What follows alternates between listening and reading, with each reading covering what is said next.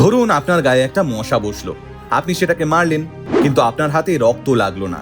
বদলে আপনি দেখলেন মশার শরীর থেকে বেরিয়ে এলো ছোট্ট একটা সার্কিট বোর্ড। চমকে যাবেন না, এটাই চাইনিজদের তৈরি পৃথিবীর প্রথম মসকিউটো ড্রোন আর্মি। হ্যাঁ, চাইনিজ গভর্নমেন্ট এমনই একটা ড্রোন বানিয়েছে যেগুলোকে দেখতে হুবহু মশার মতো।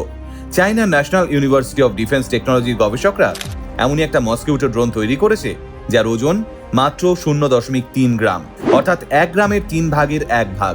আর এইটুকু জায়গাতেই চাইনিজ বিজ্ঞানীরা ফিট করে দিয়েছে কমিউনিকেশন সার্কিট ও কন্ট্রোলিং সার্কিট। এবার চাইনিজরা চেষ্টা করছে এই ছোট্ট মসকিউটো ড্রোনের মধ্যে মাইক্রো ক্যামেরা ফিট করানোর। কেন? উত্তরটা খুব সহজ।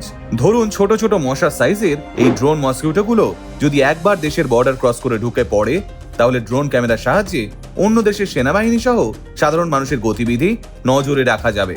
আর এই মাইক্রো সাইজের মসকিউটো ড্রোনদের ডিটেক্ট করাও খুব কঠিন, কারণ তার জন্য প্রয়োজন তুখোড় সেন্সিটিভ রাডার, যা বহু দেশের কাছে এখনো নেই। তাই এবার থেকে নকল মশাদের থেকে সাবধান।